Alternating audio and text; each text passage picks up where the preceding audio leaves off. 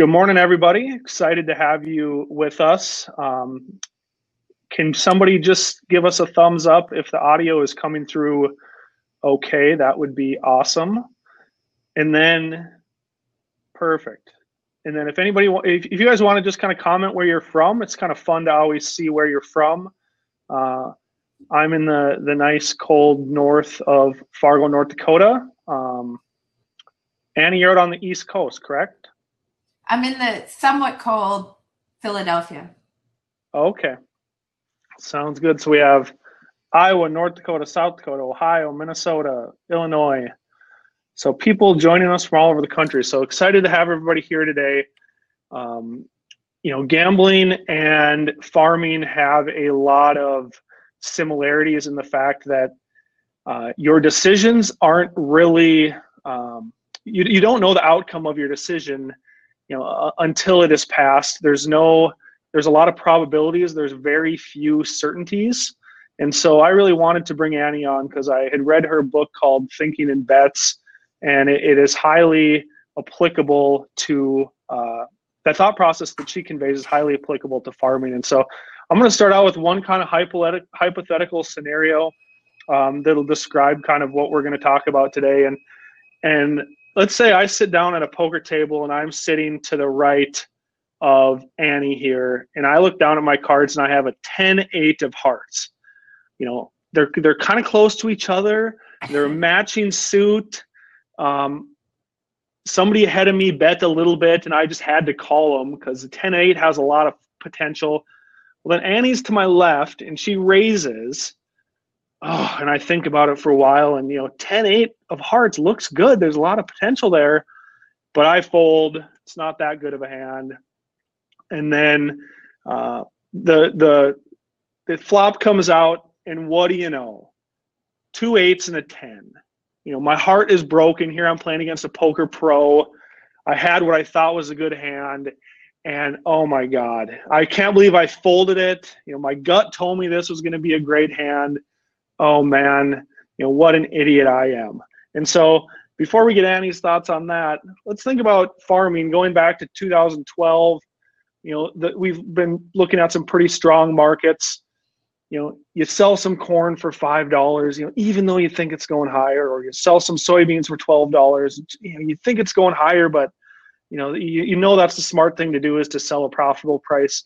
What do you know? 2 months later, corn goes from $2 to $7. You leave $200 on the table. Soybeans rally. Oh man, you just knew it was going to happen.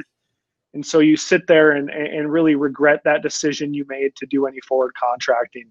And so that's the kind of thought process and the similarities between poker and farming that we're going to chat about today, and some strategies that we can employ to help us minimize that regret, minimize that focus on hindsight, and really just embrace the uncertainty and put a framework in place to make the best decision possible. So Annie, with that, do you just want to give us everybody looks at you as, a former professional poker player, but do you just want to kind of touch on your background briefly and kind of let everybody know that there's a lot more to your story in regards to decision-making than just poker? Sure. So I started off hold on, I'm getting some feedback. Sure. So I'm going to go like this when I talk. Okay. Okay. Can you hear me still? I can hear you. Yep. Okay. So I started off my adult life really as an academic. So I started off, I went to UPenn. I was doing psychology, my PhD work in psychology. And specifically not the kind of psychology which people think of as like clinical psychology, where you take patients and that kind of thing. But I was studying cognitive psychology, which is really thinking about how do you sort of build a model of the world? How do you learn? Particularly, how do you learn when there's a lot of randomness in the world? So how do we sort of make sense of all the stuff that comes into our brains? So I was doing that, and right at the end, I got sick. I'd been struggling with some really bad stomach issues during the last year of graduate school. I'd done 5 years of graduate school. And as I was going off to think about becoming a professor and go out for a job, I landed in the hospital for 2 weeks. So when that happened, I had to delay what I was doing. I had to delay going out for job talks. I needed time to recuperate, which meant that I had to wait a year, because you don't just go and interview for academic jobs all year. You do it once a year. So when I left graduate school for that year to recover, I needed money. I started playing poker, and I thought, well, this is pretty cool. I'm doing pretty well at it. I'll do this in the meantime until I go back to academics. And I say the meantime turned into 18 years, because that was in, let's see, I declared myself a professional in 1994, and then I retired in 2012. So that was the whole meantime. But in 2002, I started to talk in this space. So what happened was that I got asked by somebody to come and speak to a group of options traders, actually, about how poker might inform the way that you think about risk. And so that was like 8 years into my poker career. And I went and I talked to this group of options traders, and they started recommending me out. And so for 10 years, from 2002 to 2012, I had this other career going where I was really teaching decision-making, critical thinking, strategy, using my graduate degree, and then also what I had learned about the real world problem that poker presents. I overlapped that. And then after I retired in 2012, I focused on writing this book, and then that's kind of how I ended up where I am. So I have a very weird and unusual background, I suppose.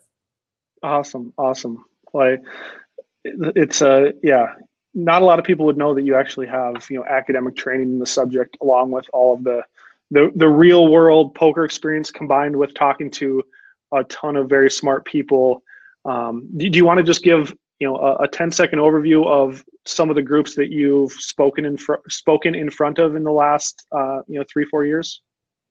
Sure. Yeah, it's pretty varied. I would say about half the work that I do is in finance of some sort. So talking to like capital allocators, banks, financial advisors, traders, money managers, people who are doing long, short, or options trading, commodities traders.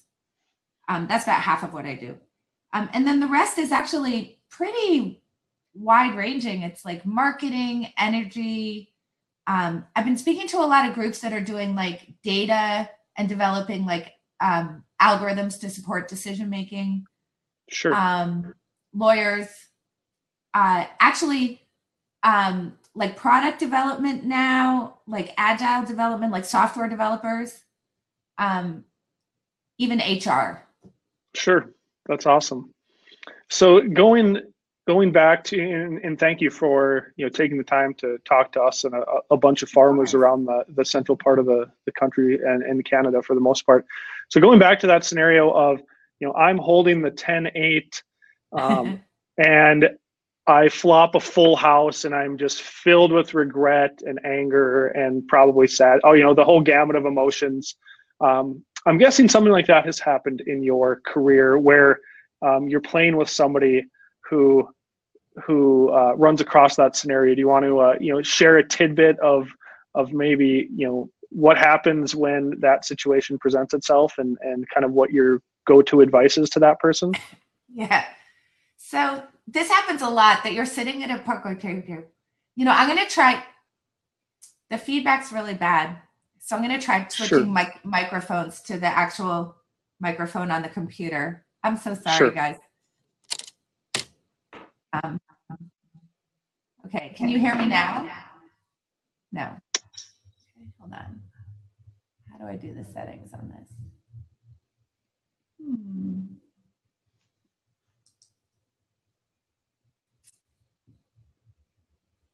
If you go above, if you go above the screen, or if you just hover above the screen, there's a little microphone icon, and you can toggle the mic.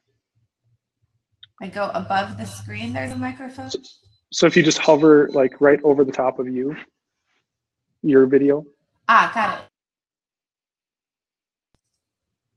Okay, can you hear me okay? Yeah. Okay, we're fine then. All right. Okay.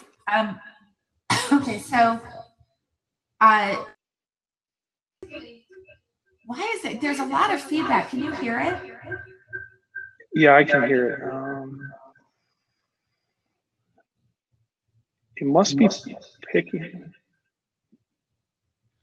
It was for us. It was fine when you had the headphones Okay, so in, I'll and just it switch was back to this and I'll do it that way. Okay.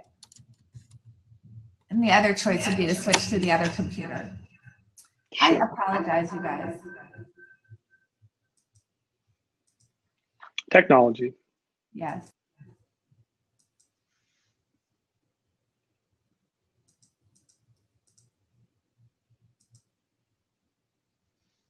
Okay. Okay. So I'd be sitting with people and they would always lean over to me and they would say, you know, I would have made a full house if I'd have played the hand till the river.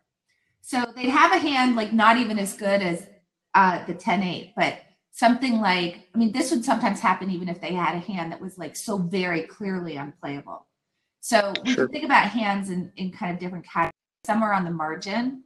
So a hand like a 10-8 of the same suit, you could play sometimes, but not others, which can be confusing. Then there are hands that you can clearly play, and then there are hands that are like clearly not play. So like in the situation you described, a 7 and a 2, which is the worst hand in the deck, you would not play.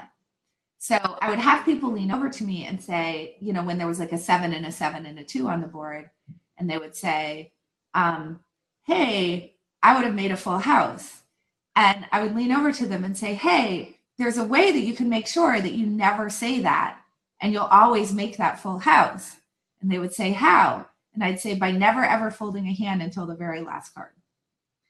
And of course, I was trying to point out to them the absurdity of it, that whenever you enter into a pot, which is just a decision to invest in your cards in that situation, that there's a range of possibilities that can turn, you know, that can come about, including you could make a full house with your 10-8. But when we think about the range of possibilities, what we're trying to do is figure out, how do I allocate my resources in the best possible situations that have the highest chance of actually coming to fruition. And yes, you can make a full house with a 7 and a 2, but you won't make it enough to make up for the money that you're investing in the trying of it. So it's one of many, many possible outcomes that can occur, but that one outcome just doesn't happen enough to make it a profitable choice.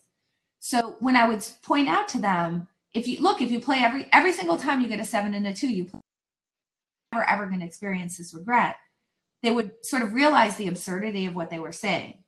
And that would kind of get them to focus on the idea that, of course, things can turn out anyway.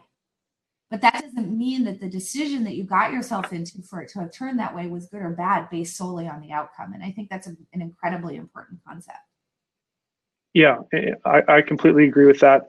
You know, that's very similar to if you always want if you never want to have that regret mechanism kick in when a farmer sells their grain, you just never sell it until the last day. Like, don't sell any of it until the last possible day. And I think people would realize the absurdity in that. Or, when it comes to making a decision to spray some fungicide or do some extra fertilizer, if you want to never have the regret of having that be an uneconomic or an unprofitable decision, you just choose to never ever do that.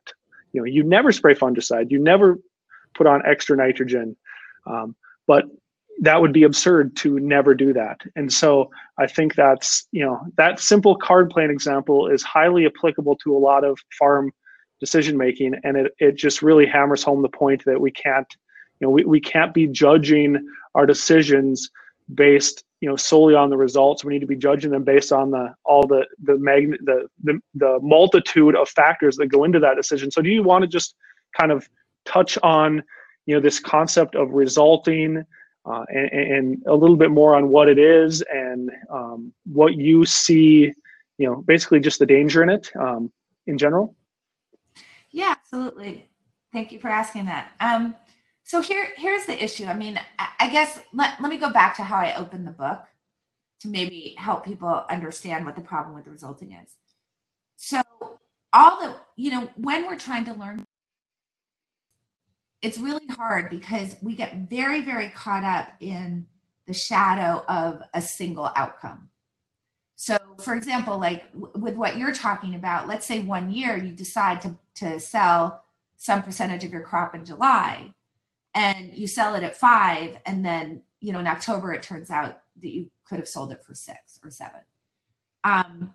We get really caught up in that one result, as opposed to thinking about, well, what were the percentages and what was my best bet here, given kind of the range of things that could happen. It could go up, it could go down. And when we feel like it went the wrong way, it's like much more, it has much more power with us than when it goes the right way. So we don't necessarily like remember the years when, oh, in October it would have sold for 4. But we really remember, oh, it would have sold for 7, and we have all sorts of regret around it. And then what happens is that because that result occurred, we take very bad lessons from it. So the way that I open my book, which I think is a very powerful example of this resulting problem, is the 2015 Super Bowl. And Pete Carroll and the Seahawks are on the 1-yard line of the New England Patriots. I assume everybody remembers this, particularly I see a lot of people in you know, like in Montana and the Dakotas and whatnot. So maybe some Seahawks fans in there. So so they're on the 1-yard line and they're down by 4. It's 26 seconds left in the whole game. So the Patriots are up 28-24. And so obviously a field goal isn't going to do it here. The Seahawks have to actually score a touchdown. And Pete Carroll does something like super unexpected. So everybody expects he's going to have Russell Wilson hand the ball off to Marshawn Lynch, one of the greatest short yardage running backs of all time. And that's going to kind of be it. You know, Marshawn Lynch will try to barrel through the line. And if he doesn't, they'll have enough time to stop the clock because they have 1 timeout left. And they'll barrel through the line again. But what he does is actually call a really unexpected play. And he has Russell Wilson pass the ball, which is very famously intercepted by Malcolm Butler. So obviously they lose the game on this unusual play. And what happens is that the headlines are just brutal. In the game, Chris Collinsworth is talking about how it's like the worst play in Super Bowl history. And then the next day, all the headlines are the worst call in Super Bowl history. And USA Today actually says the worst play in all of football history.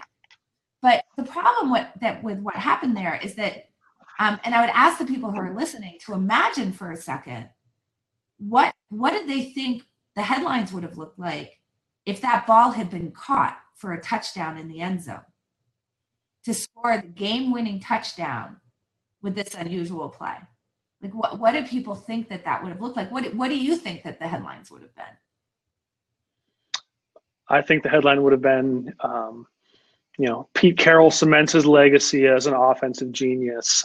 What an innovative thinker. Everybody was expecting Marshawn Lynch to get the ball there, and he caught him completely off guard.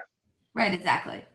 So what we can learn from that is that doesn't make any sense, right? Like once Pete Carroll makes the decision, whether that ball is caught or intercepted, that's just random. It's like one of the outcomes that could occur. But we take so much for that one time, and we now decide whether the quality of the decision is good based just on that one outcome. Yep. This is what we call resulting. It's saying, I don't really understand whether the decision was good or bad. So what I'm going to do is I'm going to take this outcome, an interception, or this outcome, a complete pass for a touchdown. And that's going to tell me everything I need to know about whether the decision is good. But on one try, the outcome doesn't really tell you anything. So, I mean, it's like saying, I know that a coin is going to, flip heads 50% of the time and tails 50% of the time. And so therefore, if I call tails and it flips heads this one time, I'm going to say it was a bad decision. That doesn't make any sense. And we learn very bad lessons from that. So this is what we call resulting. It's saying, if I know what the quality of the outcome is, then I'm not going to know what the quality of the decision is. And the thing is that that's actually totally reasonable to do if you're playing a game like chess. Because in chess, if I play a game against you, Nick, and I lose the game, we actually do know something about my decision making. My decision making wasn't as good as yours. And that's the reason for that, is that chess loses a lot of the uncertainty that you get in other areas of your life. So in chess, you don't have a strong element of luck, meaning like nobody rolls the dice and takes a bishop off the board. And you don't have this problem of not knowing all the information you need to know theoretically in order to make a decision, because I can see all of your pieces. So that means because I can see where all your pieces are, if I'm considering any given move, I know what everything that you could do in response to that is. So what that means is that in that case, I can actually work backwards from the outcome to the decision. But in poker, you can't do that. In poker, there's luck, like there's cards that are still to come. So I could put my money in the pot with aces, and let's say that you decided to play that 10 and 8. So you put all your money in with that 10 and 8. I'm going to win 75% of the time in the long run. But let's say that you hit the 10 and the 8 on this hand and I lose. Does that mean my decision was bad? Well, that would be weird, because that wasn't in my control. There's just cards to come. If I'm going to win 75% of the time, obviously it's a good decision. And it would be really bad if, because I lost that one time, I stopped playing aces. That would be crazy. In fact, I have a story in my book basically about a guy like that, who was also named Nick. It wasn't you. But yep. But he stopped playing aces because of this situation, because he lost a few times with it, and he decided that, well, then it was a bad decision to play. And likewise, you know, you can think about the other situation where if you have the 10 and 8 and you happen to win when you get in against aces, it would be really bad if you then decided that 10-8 was a great hand to play against aces. Yeah, exactly. You'd be playing something that's 25% all the time, based on getting sort of swung around by the quality of the outcome and not thinking about the math of the decision. By the way, just to close the loop, the chances of an interception in that play that Pete Carroll called were between 1% and 2%. So like over 98% of the time, that play works out just fine in one of two ways. Either they catch it for a touchdown or it's incomplete, which is fine, because then the clock just stops. So I think that once you know that it was like a really small percentage, it becomes pretty clear that like, that was just an unlucky outcome, and maybe we shouldn't be screaming at Pete Carroll so much. Yep. Is part of what happens here with this resulting the impact of a loss aversion?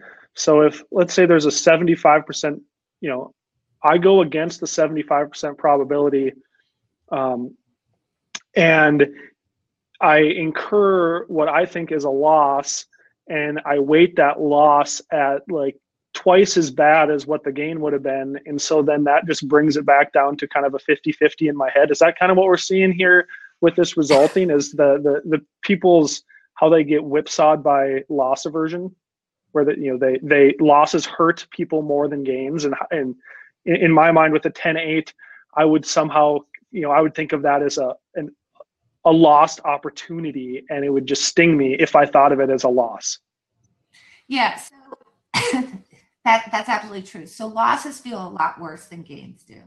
And so a lot of the kinds of decisions that we make are actually to try to avoid that pain that we feel at the moment of a loss. And a loss can be incurred in two ways. One is I could have my aces and I could play them against your 10 and 8 and I could lose. So that's me entering and making a decision that I then lose. And it's particularly painful if the loss is unexpected. Then it's really, really salient. Then we really, really feel it. So I'm going to feel losing with aces more than you're going to feel losing with a 10-8 if we both enter the hand. Because with a 10-8, you sort of know, like, my chances of winning aren't very good. And so you've already sort of like decided, like, okay, well, I'm sort of taking a chance, no big. But then it's going to feel a lot worse. And so I'm going to remember that, and that's now going to distort the way that I play. But the other thing is that it can be unexpected in the other way for something that you didn't do. So that's what happens when you have the 10-8, is that you sort of have this theoretical loss that has occurred. By choosing not to enter, by choosing not to play the hand, you lost what you would have won. And again, on the opposite side, because 10-8 isn't a hand that normally wins, that's sort of unexpected, and so you process it more. So if we go back to the Pete Carroll example, we can actually see that with people have reacted depending on how he lost the game. So if Pete Carroll passes the ball and it gets intercepted, and that, remember, that's unexpected. That's like losing with aces. Then now all of a sudden it's like everybody's screaming at him and saying what a bad coach he is. But if he hands the ball off to Marshawn Lynch, that's kind of the normal thing you do, right? What happens is that if he now loses the game, they sort of say it's because the Patriots are really good. I mean, so let's think about that, right? He hands the ball off to Marshawn Lynch. Marshawn Lynch gets stopped at the goal line with the Patriots goal line defense. So they call the timeout. They hand it off to Marshawn Lynch again. Now, the Patriots stop them again with the goal line defense. There is no headline that says Pete Carroll made the worst decision in Super Bowl history. The headline is now the Patriots were too good, because that's sort of the expected route. So we can kind of see this combination of loss aversion merging with doing things that, say, other people aren't doing.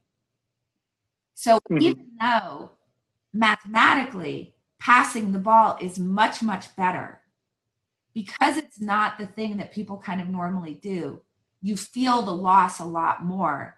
And that's when you start to really change your behavior. So when you kind of go with the flow and you do the stuff that everybody's doing, losing doesn't feel so bad, because it's sort of like, well, this is what everybody's doing. Like, what could I have done? But when you do something a little bit different that is the better decision, that makes your decision making special and better than other people's decision making, but it's different than what other people are doing, now if it goes kind of against you, that's when you really feel it. And that's where you have to really think about, how can I avoid having this distort the way that I think because of resulting, because I know that mathematically the decision was really good. Yeah, I think that's a very good point. You know, when you're playing, you know, we're not playing chess here when we're farming or playing poker. You know, there's uncertainty, there's luck involved. And so I'm guessing kind of, you know, one of the first steps, you know, is just embracing the fact that it's uncertain, and, you know, respecting the uncertainty is a pretty good starting point for making, you know, making better decisions. Would you agree with that? I literally couldn't agree with that. So here's the thing. I think that a lot of what we see from kind of this resulting problem, and a lot of what we see in terms of the way that people kind of distort their decision making, is that people are very uncomfortable with the idea that that there are lots of different things that can happen, and you don't really have control over which thing happens once you make the decision. So, you know, people will say things like, I mean, I think the best example is when people say, I make my own luck. I think that that's the most revealing about how uncomfortable with the fact that there is luck and uncertainty that people are, because you can't make your own luck, right? If I flip a coin, I can't make the coin flip heads or make the coin flip tails, right? It's like, once I make the decision, it's going to flip whatever it flips. What you do have control over is your own decisions. And if I make a good decision, what I can do is change the probability of a good outcome or a bad outcome. Or I could change the distribution of a good outcome or a bad outcome. So for example, I could think about, what's the range of outcomes that I want? And the tighter the range of outcomes that you can create, the more your risk is low. So think about saying, well, I could lock in a price at $5, or I could gamble on, you know, 7 or 3, that whole range, right? So that obviously is one. So you can take a lot of the risk away and a lot of uncertainty through your decision making, but you can never take it all away. We don't know how it's actually going to turn out. And I feel like this ends up stymieing our decision making for 2 reasons. One is that it makes it really hard for a lot of people. They kind of get in this kind of analysis paralysis where they don't want to decide because they feel like they can't get to a level where they're certain about how it will turn out. And that's like so unrealistic, because you can never be certain how it's going to turn out. There's always lots of different ways. Even for Pete Carroll, 98% of the time it was going to turn out fine, and 2% of the time it was going to turn out in an interception. Like, he's got to decide at some point. And if you think that your goal is to get to 100% sure, then you can get very, in this state of analysis paralysis. And it's particularly bad because what can happen is that you can just end up going with the status quo. In other words, not deciding is still making a decision. It just doesn't quite feel that way. In the same way that passing feels like more of a decision than handing the ball off, right? So when you're just kind of going with the flow because you feel like in order to do something new or do something that's innovative, that you have to be 100% sure, you're losing out on the chance to do innovative things that will give you a competitive advantage because you're afraid. And then the other way that not embracing uncertainty gets us is that when one of many possible outcomes occur, we start getting into that resulting. We start getting into that, I should have known, or I told you so, or why didn't I see that coming?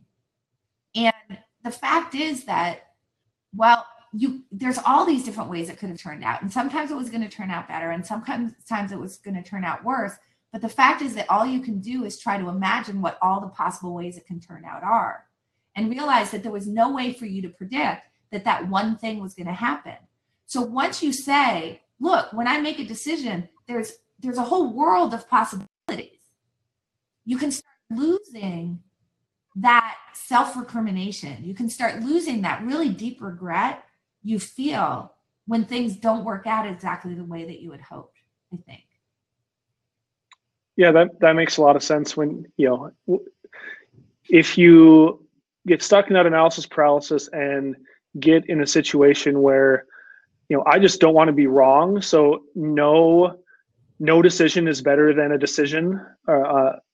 No decision is, the most comfortable place where I'm going to be. That's when you're in real trouble, in my opinion. And I really appreciate that comment, Annie. And I think that'll ring home for a lot of us.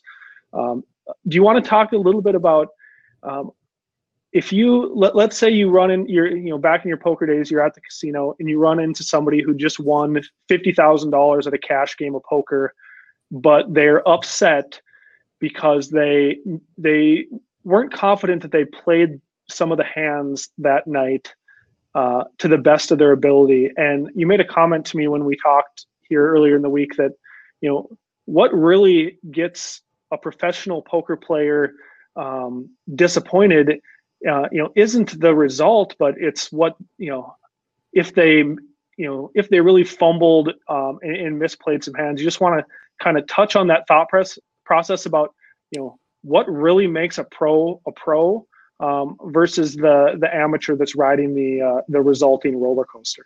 Yeah, absolutely. Thank you. So here's the thing.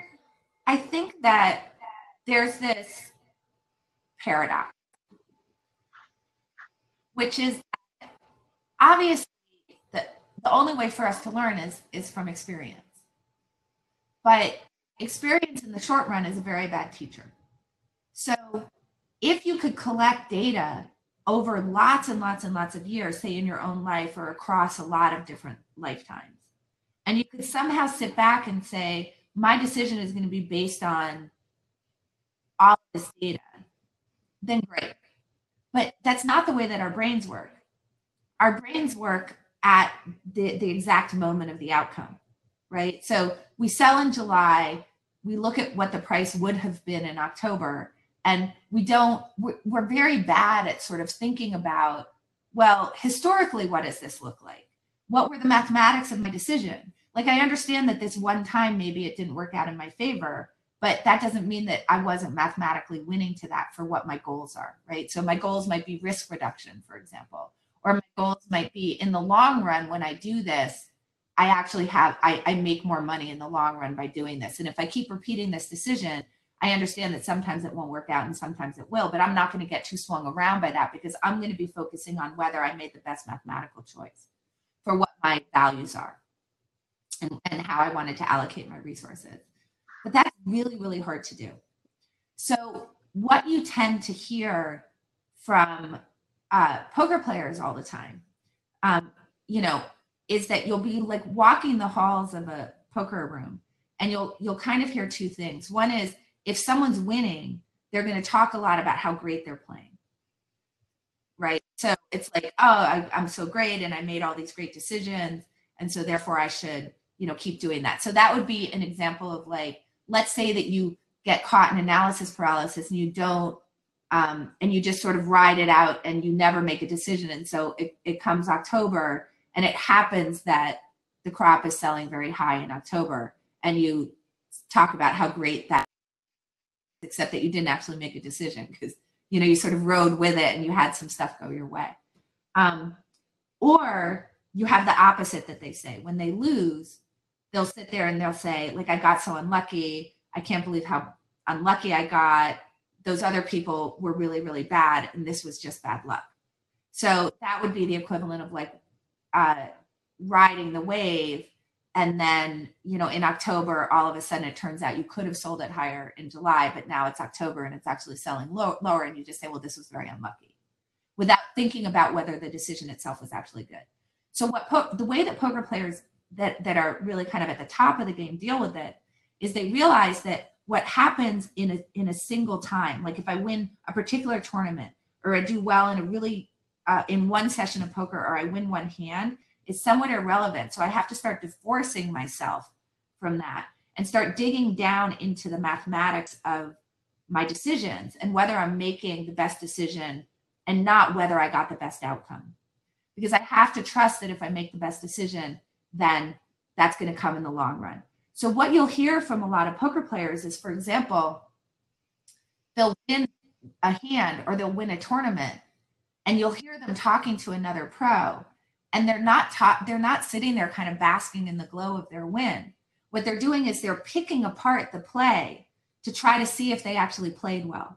So they're always searching for places where they feel like maybe the percentages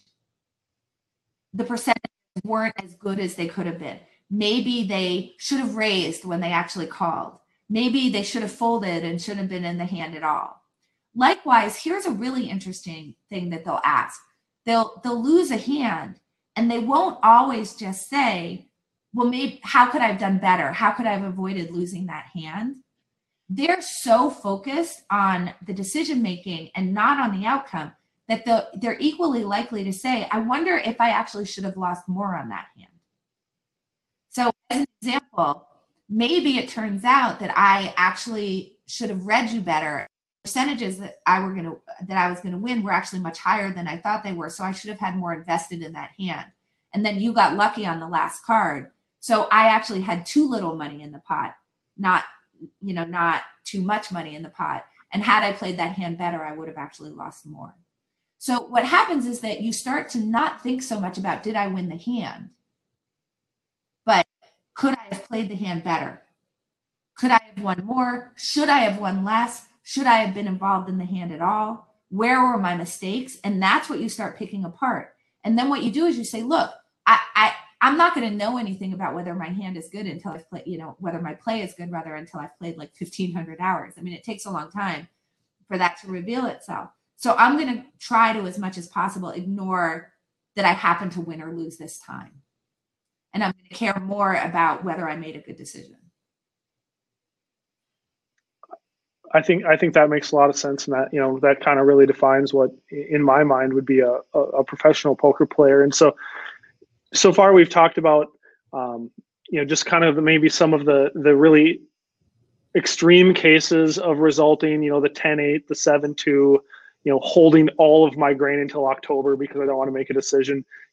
That maybe isn't reality. A super extreme case that drives home the point: the dangers of loss aversion, the dangers of resulting. You've talked about how a poker player likes to really think about, that one example you said, they might have been upset. They thought they probably should have lost more money because they should have had more invested in that situation, and they regret.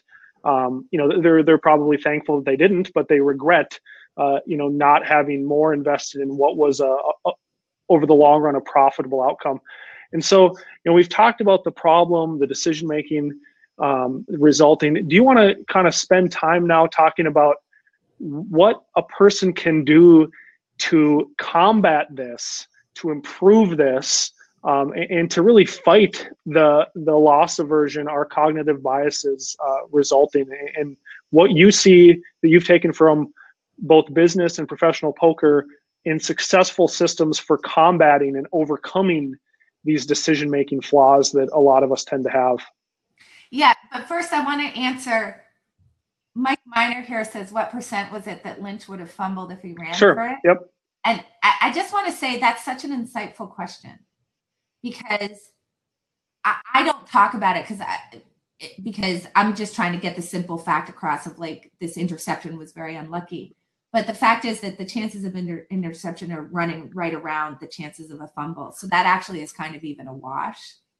But people don't think about the percentages of the things that didn't happen. They're so focused on the thing that did, right? So that sort of goes with like, we don't focus very much on the decisions that we didn't make. We focus on the decisions that we did. So for example, like if we had, we might not even notice that we have an opportunity for a particular hedge. And if we don't notice that and it doesn't happen, it doesn't even come into our decision space, right?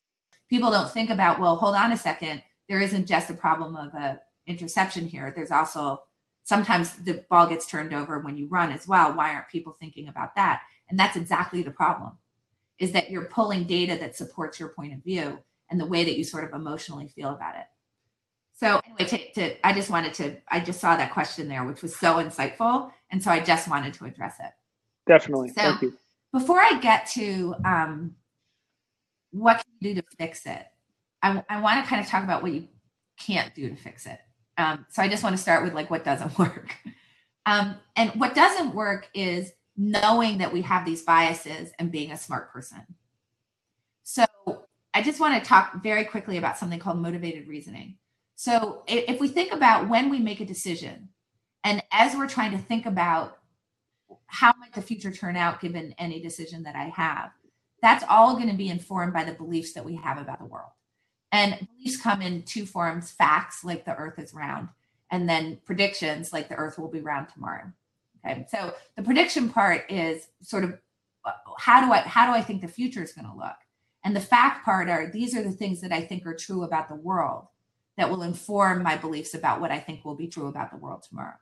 So one of the problems that we have in our decision making, and this is, where we can kind of see this resulting thing come in as well, is that when we have a belief, particularly a strongly held belief, when new information comes in, we process it to support the belief. We don't process the information to try to get our beliefs to be more accurate. So, we can see this in politics, right? Like people keep talking about like Democrats and Republicans seem to be working on different facts. Well, no, they're not working on different facts. They're just processing and noticing those facts differently. So all the information is the same that's available to everybody. But a Democrat is going to notice certain facts, and they're going to now use that to support their point of view. A Republican is going to notice other facts that they're going to now use to support their point of view. And there's data out there for everybody. It's like, okay, choose your own adventure. You can notice whatever you want that's going to support your own point of view. And then the other thing that happens is that when something goes against what we believe, we're very good at not just ignoring that data, but also disconfirming it. Like if I read a news article that disagrees with my political point of view, I will write a dissertation. Like I'll give you a novel on why it's wrong. But if I see a news article that agrees with my point of view, I hardly get past the headline because it just sort of supports what I believe. So we have this circularity problem. I have a belief. Now that changes the way that I think about the information that comes across that I see in the world. And then that then reinforces the belief that I already have. So just a simple poker example, there'll be somebody who has like a favorite hand, right? Like, oh, my favorite hand is a Jack-8. I always win with it. Well, of course they don't always win with it. What happens is that when they don't win it with it, they discard it as sort of non-evidence. And when they do win with it, they're like, you see, I told you, it's my favorite hand. I get very lucky with it. And now that reinforces their belief that this is a hand that they're very lucky with, just as an example. Now I told you guys that, right? I've told you about resulting. I told you that's called motivated reasoning, where we reason, where information comes, and the way that we reason about it is motivated by trying to prove that the things that we already believe are right. I've told you those two things. You've talked about hindsight bias. being smart doesn't help you. In fact, being smart makes it worse. And the reason why being smart makes it worse is that if we think about this thing of like, you can choose your own adventure when you come across data. When you see information, you have to tell a certain story about it. People who are smart can tell better stories about the things that they sort of come across in the world. And there's a lot of evidence that shows that. Okay, so that was the bad news. The good news is, though, that there is a really good way to deal with this. It's to form a tribe of people who really want to be good decision makers, who don't want to just decide by the status quo, who don't want to live in an echo chamber of this is the way that things always have been done, and so this is the way that we should therefore always do them, who don't want to live in an echo chamber of, you know, when I tell you that something didn't go my way, you're willing to agree with me that it was just bad luck, and that you're not going to challenge me on my beliefs to start asking me, could I have done better? Yes, I understand that you didn't win, but let's not worry about that so much. Like, let's worry about what your decision making is. Instead of just trying to get the pain away from you right now of having lost, let's think about what that tells us about how we might decide in the future. And maybe you actually didn't do anything wrong and you just had a bad outcome. Or maybe you did, and great, because that means that you're not going to repeat the mistake. So the best example that I can really give of this is my experience with a guy named Eric Seidel, who, for anybody who has watched poker, I'm sure they've seen him on television. He's won over $38 million playing tournament poker. Incredibly smart guy. And I had known him from when I was 16, but I didn't start playing poker professionally until I was 26. So I had had this kind of friend relationship with him, which was very different than my professional poker relationship with him. So now I start playing professional poker, and I'm playing in a tournament, and I have a very unlucky hand happen. I get knocked out of a tournament in 6th place. This is very early in my career, in a situation where I was 82% to win the hand. And then a bunch of cards came, and the other guy won. But at the moment that every single one of my chips went in that pot, I was 82% to win the hand. Okay, so as you can imagine, I was a little sad. Not a little sad. I was a lot sad. So I went up to Eric Seidel, who I was like, okay, he's my friend. He's going to be a sympathetic ear. And I said to him, Eric, I can't believe how unlucky I got this. I remember the guy's name. It was Gus. I was like, can you believe this? Gus got all his money in, and he had 9s and I had jacks and blah, blah, blah. And I'm telling him my sad story. And Eric Seidel literally looks at me. And this is going to sound harsh, but I'm incredibly grateful for this. He looks at me and he says, I don't want to hear this. Why are you telling me this? And I'm completely taken aback. And I'm like, well, because it's a sad story. Like, I'm upset. And I want you to agree with me about how awful this was. And he said to me, look, if it really was just unlucky, then there's nothing to learn from this. So why are you telling me about it? I lose hands all the time. I've been playing a lot longer than you have. And I've lost in those situations too. So what? It's not a learning opportunity if you correctly got your money in when you were 82% to win and the guy hit 18%. So literally, don't tell me about it. I don't care. It's not fun. And I'm not going to talk to you if this is the way you want to talk. But then he followed it with, but if you have a question about how you played, if you want to know whether you played that hand well, if you want my opinion on how I might have played that hand to see if there was some other way to play, then great, let's talk about it. And maybe we both come to the conclusion together that you played it fine, and then there's no complaining after that. Because the only thing you should ever complain about is that you could have played the hand a different way. And even then you shouldn't complain about it because you should be happy that you figured that out. So we can think about how he laid out the rules of my engagement with him really well. He said, you can only ask me questions about accuracy. I'm not going to do this motivated reasoning thing where you're just trying to prove you're right all the time. Yes, I played great. I played great. I played great. And whenever I lose, it's just bad luck. He said, you need to start thinking about whether you actually played well. And sometimes that's going to mean that you have to be willing to say that you didn't. And sometimes that means you're going to have to be willing to say that some other guy made a better decision than you. And that's going to be a little painful in the moment, but that's the only discussion I'm willing to have. He told me he was going to hold me accountable to that kind of thinking. So accuracy is number one. Number two is he told me he was going to hold me accountable to it. You saw in that conversation how he held me accountable to my own bias. He said, I will not stand for this. And if you talk this way, I'm going to call you on it. If you make a mistake, I'm going to call you on it. I'm going to tell you when I have a different point of view than you do. Great. So he's going to hold me accountable. And then he's going to tell me that I have to be willing to listen to people who think differently than I do.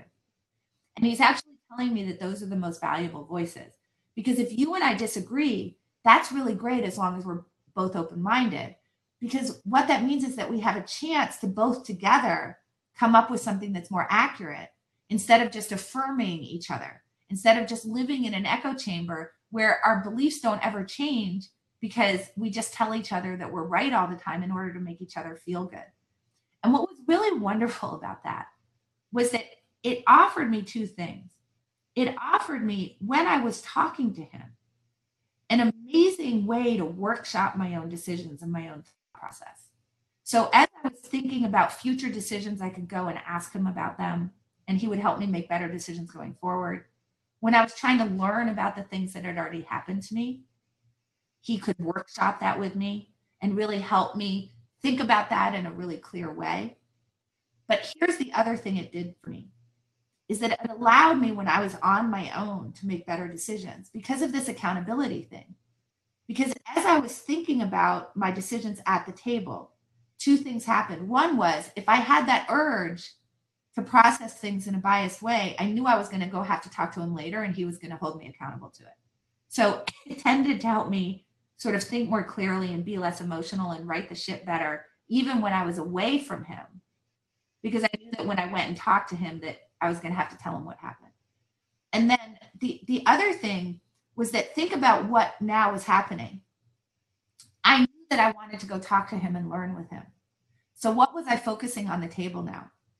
I wasn't focusing on like whether I won or whether I lost, or whether I was sad about it, or whether I was happy, or whether I was patting myself on the back, or whether some person at the table was what poker players will call a donkey. Instead, I was actively looking for places that I think that I might make mistakes. I was actively looking for places where I had questions about what the right decision was, about the right play was. Because if I wasn't actively collecting those at the table, then I didn't have anything to go and ask him about later, and I wanted to learn from him. So he had me focusing on the right thing at the table. So what I would say is that the biggest learning that I've gotten from business, in terms of teams that are effective in business, from poker, from really anywhere I look, is that you have to have a good team of people who are engaged in the decision-making process with you. They can be friends. They can be people who you work with, advisors, mentors. In fact, people that you teach can act in that role. People that you're actually teaching can act in that role for you. You just have to go find a couple of those people, and you have to make these agreements. We're not here to pat each other on the back. Not at least for just saying like, oh, I can't believe how unlucky I was or whatever.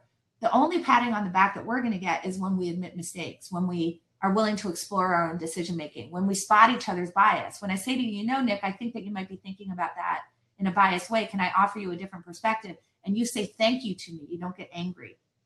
And that's the kind of support that we're going to give each other in the decision-making. And that's really what you can do, because you can't fix this yourself. And we all know that you can see other people's bias so much better than you can see your own. So use that to your advantage and get some other people to engage in the process with you. Can you, one of the troubles in the space, in the agriculture space that I shared with you is, farms tend to have consultants, and I was one myself for 7 or 8 years, and I was making my living, working with 30 or 35 farms. And at the end of the day, I was, I had a job to do to help them make the best farm finance business decision that they could.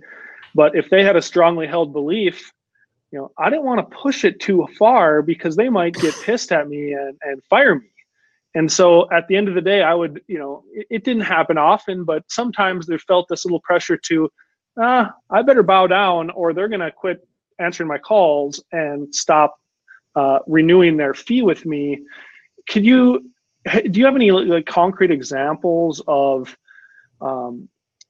like here's, you kind of just talked about it, the terms to a successful team. Would you recommend, defining, with your team, here's kind of 5 principles of our relationship, and putting it down on paper, because inevitably these things kind of get a little bit emotional. And, I've tried to tell farms, most people you're working with have a bias. Your agronomist who works for a local seed supplier, he's probably not going to talk you out of buying that more expensive seed or the more expensive chemical. The grain buyer probably isn't going to talk you out of selling grain. And, an advisor is probably going to tippy toe around issues that, your strongly held beliefs, even if those beliefs are in question. So would you recommend a kind of a written framework of, here's how we're going to approach this relationship? Yeah, that's a really good point. So let me sort of separate out.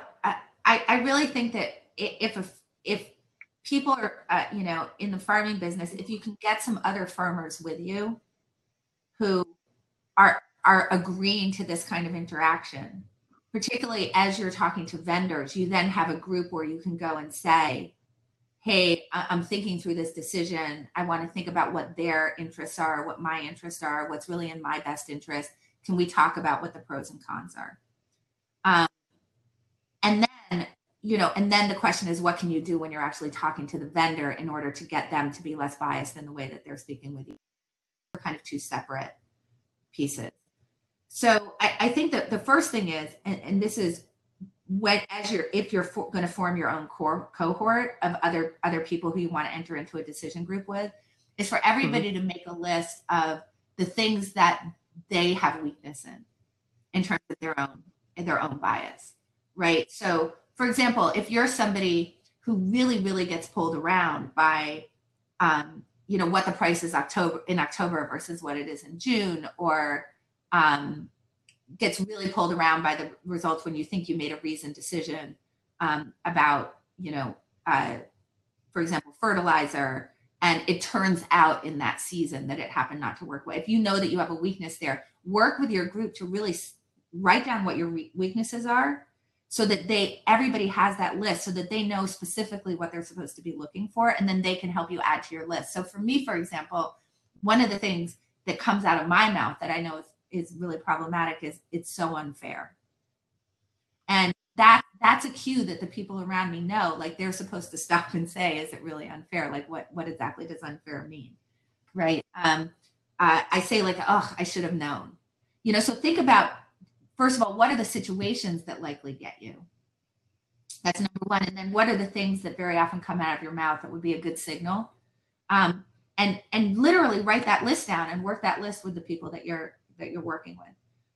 And then after that, we want to think about really putting 4 principles into play. And you can write this down. It's an acronym which will help you remember this. It's CUDOS, CUDOS. And C stands for communism, but not the political kind. Don't worry. It has to do with it. If we're going to talk through a decision with each other, then we need to agree to what details need to be shared. So, for example, if I'm thinking about poker, I can't have a logical conversation with you about a hand of poker that I've played if there isn't certain information that I tell you. For example, what was my position in relation to the blind? Was I early? Was I middle? Was I late? What were my cards? Had I been winning or losing recently? That's an important one. So you need to know like how people were perceiving me at the table. You need to know my opponent, what they had been doing. Were they somebody who played a lot of hands? Were they somebody who played few hands? Anyway, the list goes on. And if I don't provide all those details to you, then when you try to then give me advice about the hand, your advice isn't going to be any good because I haven't told you the details. And so for example, if you don't know, if I'm telling you a story and you think that I was late in the betting, but I was actually early in the betting, any advice you give me on the hand is going to be bad because I haven't shared that particular piece of information with you. So for whatever you're doing, try to really think about what are the basic things that always need to be given to the other person if they're actually going to help me make this decision. Now, it's really important because when I work with people in business, I get this answer a lot. Well, why should I make this list? Because if the detail was important, wouldn't the person share it? So I'm trusting the person who's communicating to me to tell me what the situation was that they're trying to get help with, that if they share something, if they're not sharing something, it wasn't important. That's exactly why you need to make a list. Because when we think about how do we spin stories to sort of shine ourselves in the best light, and we do this not in a malicious way, but just because this is the way that our mind works. How do we spin stories to support that our decision was good? How do we spin stories that make it feel like our beliefs are true? That's exactly how we do it. We give the details that support what we want, and we don't give the details that don't support the conclusion that we want. And we do it without knowing it. So that idea of, well, I'm just going to trust the person to tell me what's relevant, that's exactly the problem. So you have to really write down like what's relevant to the decision and agree on that. And then if you're telling me say a poker hand and you leave out the position you're in, I'm going to go, hold on, wait a minute. Because it's on what was the position in the hand? And now you have to tell me. So that's the C part. U is universalism, meaning we all sort of know, like, don't shoot the messenger because they happen to give you bad news. You also don't want to shoot the. So, for example, if there's somebody that you don't like, that doesn't mean that their decisions are necessarily bad. So one way to deal with that is to imagine if somebody else, and it also doesn't mean their decision is good just because you like them. So imagine if somebody else were making the recommendation to you, or imagine if somebody else were employing that strategy. Or if I go and talk to you and I say, hey, I want to talk to you about this recommendation that I got, or I want to talk to you about this strategy that I got, one of the things that I can do with you is not tell you who it was that told me. So now I haven't made it so that you're sort of infected with the same problem that I have and trying to think about it clearly. So very often we want to sort of leave the person who's recommended the strategy to us, or who's recommending that we buy or sell or whatever it is. And that's helpful in you thinking more clearly about it. So that's number 2. That's the U, universalism. D is disinterestedness. So that has to do with conflicts of interest. So conflicts of interest are going to come in 2 forms. One would be the kind that you talked about, that somebody trying to sell you seed is probably going to have a conflict of interest. They may not know that they're doing it, but they're going to be very unlikely to not recommend, to sort of try to discourage you from buying the higher cost seed, for example, because they actually have an interest in what your decision is. And we want to be really aware of that as I'm trying to work through the quality of the recommendation. And keep that in mind. But the other way that we have a conflict of interest is if we state our belief in the first place. So one of the ways to get better answers from your consultant, to get better answers from your vendors, is to not tell them what your thoughts about it are in the first place. Because otherwise we're going to infect them with our beliefs, with what our beliefs are, and they're going to start reasoning toward our beliefs. And this is true even if I'm not talking to a vendor or consultant, if I'm just talking to you. If I tell you that I should do this, what do you think? It's a lot worse than saying, I'm in this situation and I have a decision to make. What do you think I should do? Without telling you first what I think that I should do. Because it causes all this sort of infection. So if you don't tell a consultant what your belief is, then it's hard for the consultant to reason toward your belief. It just makes it a lot harder to do. By the way, this is incredibly hard. Like when I'm reading an article, in the, like just a news article, and I want to find out what a friend of mine thinks about it. I mean, think about this for yourself. Like, do you just hand the article and say, hey, I'd like you to read this, and then tell me what you think?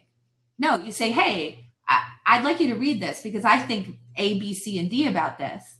And I'd like to know what you think as well, which is really a question of, I'd like to know if you agree with me. And as soon as you do that, you've now created, they're now reading that toward agreement with you.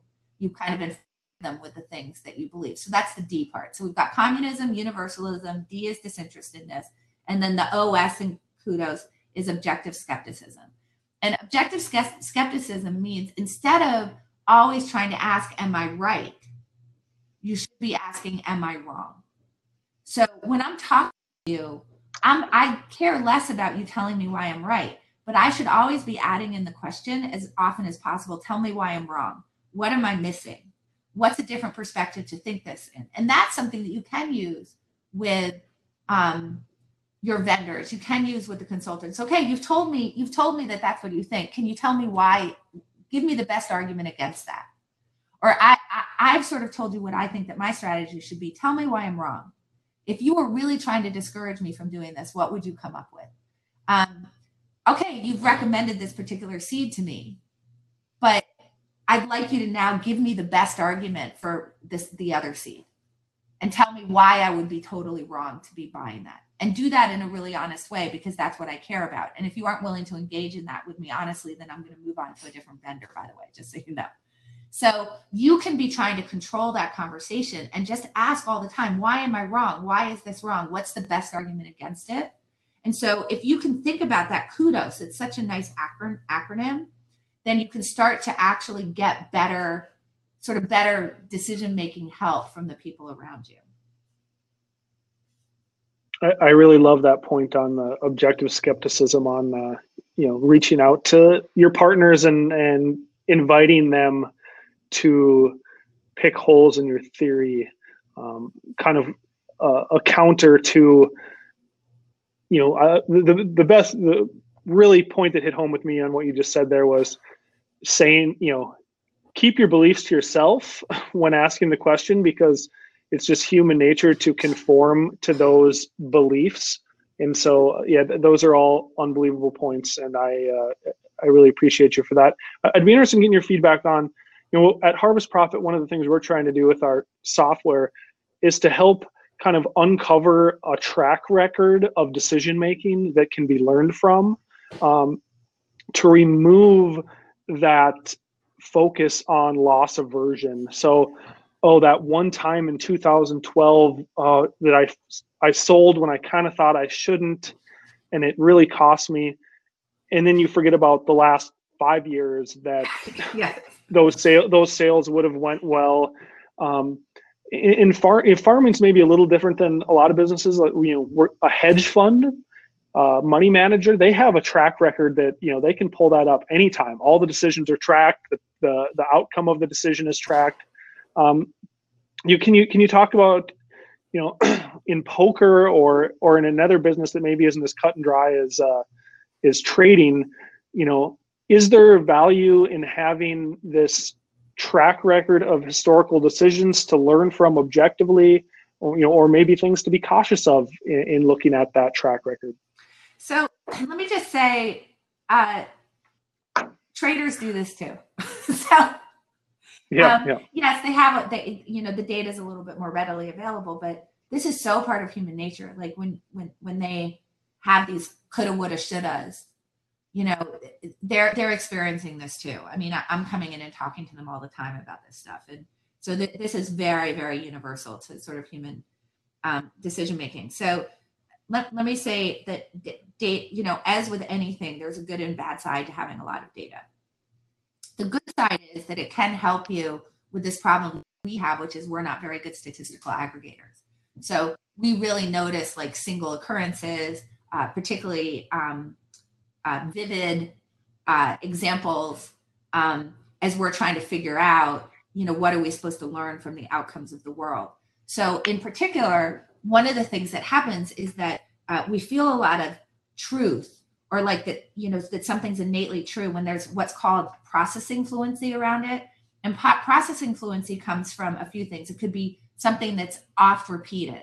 So very often, like if we think about farming practices, obviously they change over time, but when you're in the moment of something that's been done a certain way for a long time, it's going to feel truer than somebody coming to you with something new, just because it's something that's been done a lot. So that's sort of the Pete Carroll example, that in some ways handing it off to Marshawn Lynch feels truer than passing it, because Marshawn Lynch is the play that's always been done in that situation. The other way that you can get what's called processing fluency is when things are very vivid. And that could be because they're vivid emotionally, for example, or they could be vivid visually. So as you just said, like the one time when it works against you doesn't make up for like the 5 times when it does, because that one example is incredibly easy to recall. So one thing the data helps you with is, particularly if you have a good group that's going to help you, is it helps you say, yeah, I know that I'm really upset and I'm remembering this one thing, but can we please look at the data? Because I recognize that I'm not good at sort of like seeing the long view. And so if we can look at this, I can see the long view, and then I can understand that this was just one time that I shouldn't be getting yanked around by so much. So that's the good part of data. The bad part of data that we need to be cautious about, which is one of the reasons why, again, you need a group, is that you can sort of find answers in data that aren't necessarily the best answer. So, you know, one of the examples I give is that if you tell me to come and present to you an argument for why gun control lowers crime, I can go find that data and I'll come to you with an incredibly good argument that's very data driven. If you tell me to go come to you with an argument for why gun control increases crime, I can also go find that data and I can come back to you with an incredibly good data-driven argument. So even when it comes to looking at data, we still always want to ask ourselves, like, what aren't we seeing? What are the questions that were asked here? Is this really what the data is telling us? So we still want to keep that objective skepticism in mind, even when we're looking at data, because what we want to make sure is that the data isn't being spun in a certain way to support a conclusion that we already want to get to, either a conclusion that we ourselves want to get to, or a conclusion that the presenter wants us to get to. So don't just think that data are truth. And I think that that's incredibly important, because data aren't truth. It takes human beings to interpret them. So data can be a very, very, very good tool for helping us to sort of separate ourselves from that in the moment decision making, or those very vivid examples that are really anecdotal but aren't going to play out over time.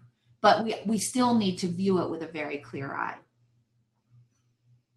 Awesome. I appreciate that. Once again, another example of the beneficial use of objective skepticism when you're reviewing data. So I really appreciate that. Do you want to kind of, we kind of summarize, any final thoughts here? I know, just the, intelligence doesn't solve the issues. Your kudos framework, just understanding what resulting is and the dangers of it, putting together a group, an honest group, and kind of outlining the benefits, or outlining the relationship and kind of the rules and every person's beliefs. I think you shared a ton of awesome information, and just wanted to kind of open it up to any final thoughts. And then also, if you wanted to touch on Ted's question there in the chat box too, that'd be awesome. Okay, wait, I'm looking for, oh, okay, but I want to address Dave's as well. Okay, sure. Okay, awesome, that'd be great. Right. So, so Ted, was the TOC win your favorite moment as a pro?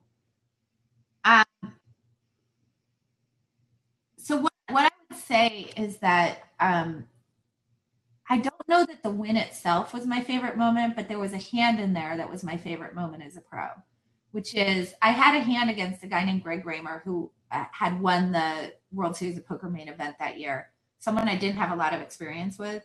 And it's a hand where I had 2 10s, and obviously I don't know what he has. And I had to decide whether to put all my money in the pot with 2 10s. And it was a really, really, really difficult decision. It was a very close call for me. And I saw like a physical tell, and I made what was a very, very difficult fold. So I lose the hand, right? But it was my best moment, because the math of the situation made it very, very, very tempting to call. But if I thought that he had kings or aces specifically, the math justify the call. So I had to get really down deep into what he had in a situation where sort of everything was telling me, no, you should just call, you should just call. And I was thinking about, I'm going to look really stupid if I fold this hand and I'm being bluffed, which was very hard for me to get my head around. But I managed to sort of separate myself from that self-talk of sort of thinking about how other people were going to judge me, which is a really hard thing to do when you're playing poker on television, and just really focus in on Greg Raymer. And I saw a physical thing that he did that made me really, it swung me over to the aces or the kings, and I folded. So I was pretty proud of that, because I felt like it was a pretty difficult decision for me to make. And I managed to sort of overcome my own biases and worries about how stupid I was going to look if I was being bluffed. I actually sort of think about it similar to what we had talked about, where you're talking about, like, okay, if you sell in June and it's $5, how much in your head are you thinking, I'm going to feel dumb if in October it's $7, that stop you from making the correct decision in June? And that's sort of the situation I was in. Like, I was trying to decide what's the correct decision here with these two tens. But in my head, I was worried about, but what if this one particular outcome happens? I find out later when I see it on television that he bluffed me, and now I'm going to feel really stupid. I'm going to be judged. And it was getting in the way of me trying to decide correctly about what I was supposed to do at that moment. So I think it's something that we should be thinking about a lot, is how much is our decision-making sort of thinking about, oh, I'm going to be really sad later if this really unlikely thing happens, as opposed to what's mathematically the right thing now. So that's answering Ted's great question. So that was my favorite moment as a pro, was folding two tens, kind of a random situation. But I think that Dave asked a really good question. Can you talk about the relationship of the amount of money you're working with and how much to buy on each hand, sale, and often how much to raise or sell? So this is this kind of problem of how much risk are you willing to take on? So we can think about, and I hope that, Dave, you can tell me if I'm answering this question, but when we're playing poker, we have a certain amount of money that we're working with. That's our capital, that we can bet in any given situation. So we could sort of think about it game by game. I have a total amount of money, and then I need to think about how much money am I willing to risk in this situation right here. And that's going to depend on how much uncertainty there is. So the average game of poker, I can know what my edge is. It's going to be generally between 2.5% and 5%. But then there's uncertainty around that. So it's not that if I sit down with, let's say my edge is 5%, if I sit down in a given game and I put, say, $100 on the table, that at the end of the day, I'm going to have won $5. It doesn't work that way. There's a lot of variability around that. And then depending on which game I get into, there might be more or less variability. So let's say I sit down with $100. I might have a range of, at the end of 8 hours, I could be winning $300 or I could be losing $300. And that would be game A. In game B, maybe the range is I could be winning $200 or losing $200. And in game C, it might be I could be winning $100 or losing $100. So that's different risk. So the expected value is always the same, but I have different risk. And as the risk goes up, I need a larger bankroll in order to be able to withstand what's going on. So on any given bet, I'm going to bet a smaller amount of my money in that situation. And that's essentially, and then the other thing that happens, actually, interestingly enough, is when there's a lot of risk in the game, you're more likely to play a strategy that lowers your own risk. So you're going to play strategies that are essentially kind of locking that risk down because it's already so wide, you're trying to narrow it. And if you're in a game that has less risk, you can usually open your own risk up. So you can, when things are a little bit more sure, you can do some kind of riskier stuff. And when things are much less sure, you tend to do less risky stuff. So Dave, you can answer in the chat box if I in any way answered your question, but that's that relationship. So as risk goes up, you need more resources in order to make the same size bets.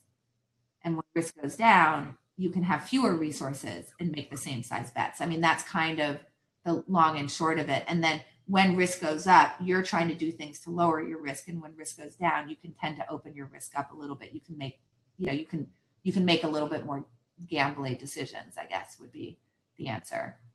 Yeah. Annie, can you touch on, isn't there a formula, in farming, you're never really going to know your statistical edge, but in gambling isn't there a formula or something that, people could do some research into on the optimal betting strategy if you know what your edge is and if you know the variance. It's escaping my memory right now. It's called the Kelly criterion. Is that what you were Yep. talking about? Yep. Okay. Yep. Yeah.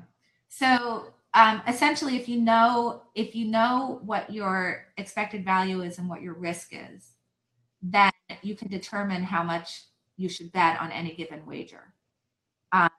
So the Kelly criterion would say that you should bet whatever your edge is. But then there are people who then take into account what so Kelly is just looking at what your edge is. And then you can also you can start to incorporate sort of what the riskiness of the situation is. And so some people will bet full Kelly. So in other words, if I thought I had a 5% edge, I might bet 5% on any given wager. And then some people will bet half Kelly. They're more conservative. And some people will bet quarter Kelly. But you can just go to Wikipedia and actually look at the Kelly criterion if you want to explore those kinds of thoughts. But the main thing is that what you want to think about is whatever you think that your earn is, you need to adjust it for risk. So the question that you should always be asking yourself is, which would I prefer to, particularly given what my resources are, would I prefer to make $5 where my swing is only plus 550 to plus 450, right? So, I'm going to be like $5 with only $1 around there. Or do I want to make $7 where it's where I'm making $7, but my actual outcome, my realized gains or losses is 0 or 14. So if half the time I'm making 0 and half the time I'm making 14, I'm still making 7 in the long run. But obviously there's a lot of risk in there. Or would I rather be making $5 where half the time I make $4.50 and half the time I make $5.50? And that's what you always want to be thinking about. Is it's not always better that the pot, that the mean of what you make, the expected value, is higher. It's not always better, because you have to take into account sort of what's the range of actual realized outcomes that you're taking on. That's why sometimes I say that, over the long run, a higher insurance premium, a minimum pricing strategy where you're buying a put option, that insurance has a cost, but and the cost is very transparent, where the benefit isn't quite so transparent, where it can, if it narrows your window of variability, and in particular, if it, puts the bottom range of that, at a break even, there's a lot of value in narrowing, what can be a wide range down to a small range. So that's a very insightful comment. So, Yeah, and I think that in that range, I think that's one place where the group can really help you. Because if you've thought about it in advance, particularly you've worked it out with people and you sort of memorialized it in some way, that you're making a very reasoned decision about how much risk you want to take on. That you understand that you're somewhat lowering your expected value, but you're also making it so that your risk of ruin goes to essentially 0. And you're doing that in a way that's really reasoned. Now, because you've worked that out in advance and you've really thought it through, when it happens to be that 1 year where, like, oh, well, if I just hadn't taken the insurance, look at what I would have made, then the group can help you say, no, but we worked through this in advance. Like, let's remember that we worked through this in advance. And I know you're sad in this moment, but let's get over your sadness, because it's about what the quality of the decision was. And you were thinking really reasonably about risk. And we really thought about what the outcomes were. So yes, this happens to be the 1 year, but we know that in other years, that's not the way it works out. And that given what your resources are and your tolerance for having those downside outcomes, that was a good decision. So I think that that's a place where the group can be incredibly helpful, is when you really work those decisions through with the group. And then afterwards, if it happens to work out at one of those kind of tail events, sort of an unusual event that either works out really for you or really against you, that it kind of stops you from two things. One is being too proud of yourself when it really works out for you, because that's just, again, due to luck. And being really, really sad and beating yourself up and being upset when it happened to work out against you, because you're really thinking long run, and the group is supporting that decision making. Awesome. I really appreciate that. And, frankly, this is, ran quite long. We've kind of filled it with action-packed insight, and I really appreciate the mix of, academics with poker, and also, empathizing with the uncertainty that farmers face on a daily basis. It's not, a lot of people tend to talk down to farmers on, geez, why didn't you sell your grain? But they're not living, the life of a farmer and have this uncertainty weighing on them on a daily basis. And so I really like how you can bring some, how you brought here today some insightful, actionable things that growers can take away to help, one, battle the uncertainty, and two, battle, our human minds, and realize that just, being smart isn't a cure. So I really appreciate your insight. And you've done a great job here. And so thank you for, taking time out of your busy schedule to talk to us. And, if you have any closing thoughts, go ahead. Yeah. So, well, first of all, I'm sorry for the audio problems. I'm sure it's been weird that I've been taking the thing in and half might hear the echo. I'm really sorry. We have construction going on in the room that I'm normally hardwired to. And so I had to Sure. jerry rig here. So anyway, I just want to apologize for that. I'm normally more no worries. Yeah, I mean, I think that my closing thoughts are to really understand two things about confidence. Thing number one is, don't confuse confidence with certainty. That you can know that the world is going to be, that there's lots and lots of different ways that things can turn out, and still be very confident in your decisions. And I feel like a lot of times people feel like they can't confidently make a decision if they don't confidently know exactly how things will turn out. And those are very different things. So the more that you can start to spread that apart and say, you know what, I have a view of the world that's better than other people's because it's more accurate. I accurately understand that there's a big range of outcomes. And I'm very confident that my model of the world is good. You can embrace the uncertainty and still have a lot of confidence in your decision making. And one of the things about being in a group that thinks that way is that since this is hard to execute on, it does help you to sort of stick to that kind of thinking, because you'll start to notice that, when you're sitting and you're listening to other people who aren't kind of in on it, talking about their results, that they talk about their results in a fundamentally different way. Like, it felt very good to me when I would hear other people complaining about their bad luck, to know that I was going to my group and saying, not complaining about my bad luck, but complaining about my own bad play. And understanding that I could be I could still be confident, and recognize that I wasn't always going to get it right, and recognize that I might win, I might lose, but all that I could think about was how could I really think about my own play. So that's number one, is like, don't confuse confident and certainty, and really use your group to really reinforce that kind of thinking.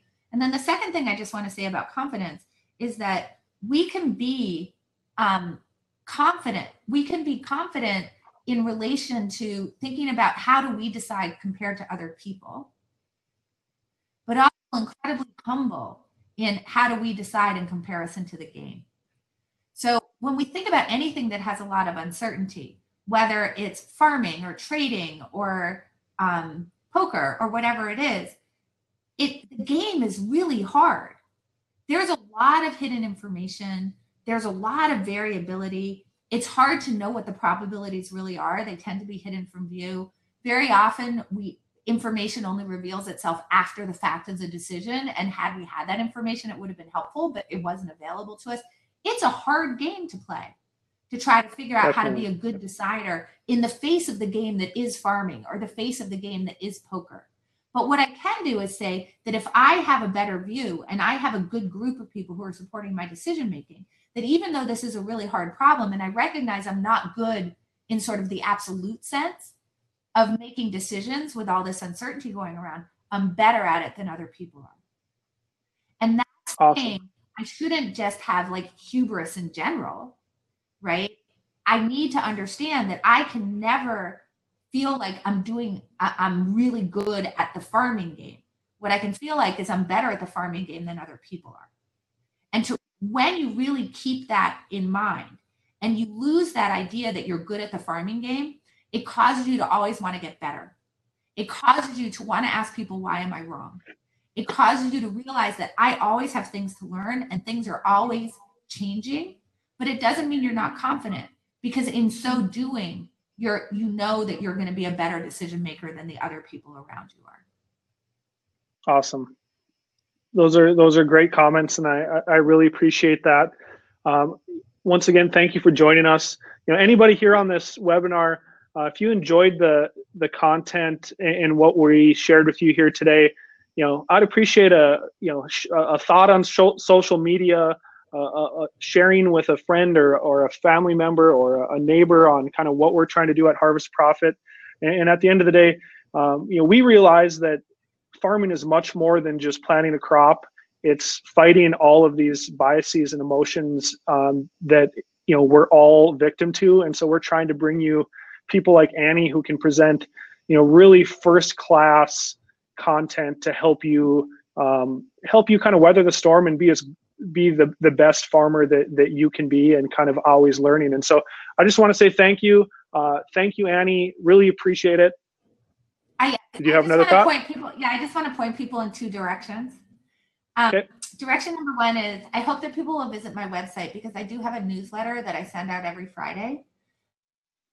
Reinforces these concepts. It usually has about 5 items in it, and it's everything from sort of looking at the science of decision making to current events. Sometimes I'm covering sports. And other things. And basically it's like looking at what's happening in the everyday where you can sort of apply this type of thinking. So if people go to annieduke.com, they can see the newsletter is right there. They can look at past editions of it. And if you like it, subscribe to it. I think it's a good way to reinforce these kinds of concepts. That's number one. And then number two, I just would really like to point people to a nonprofit that I founded called How I Decide. And what we're trying to do is say, look, we're not great at teaching our kids how to be good decision makers. It would be really helpful if we did, particularly in this world of like social media, when there's so much information and fake news. And, how do you even start to think about all of this information that's coming in and be a better decision maker and recognize your own habits? That is How I Decide. You can find it at howidecide.org. And, if anybody's interested, I would love for them to just go educate themselves about that nonprofit. So, my newsletter is kind of a reinforcement for my thinking. And then hopefully you'll go and explore that nonprofit to see how you might improve the way that we're teaching kids about this stuff. Awesome. Definitely check out the newsletter and that nonprofit. It's social media has plenty of benefits, and then the information has plenty of benefits, but it's hard to kind of see through the noise. And that's going to be a ever increasing problem, I think. So once again, Annie, thank you very much. We really appreciate it. It's been good to meet you in this process, and I think you have a wonderful message, and I wish you the best of luck. And so we're going to sign off and hope everybody has a wonderful day. And thank you everybody for attending, and especially thank you, Annie. Appreciate it. Thank you so much.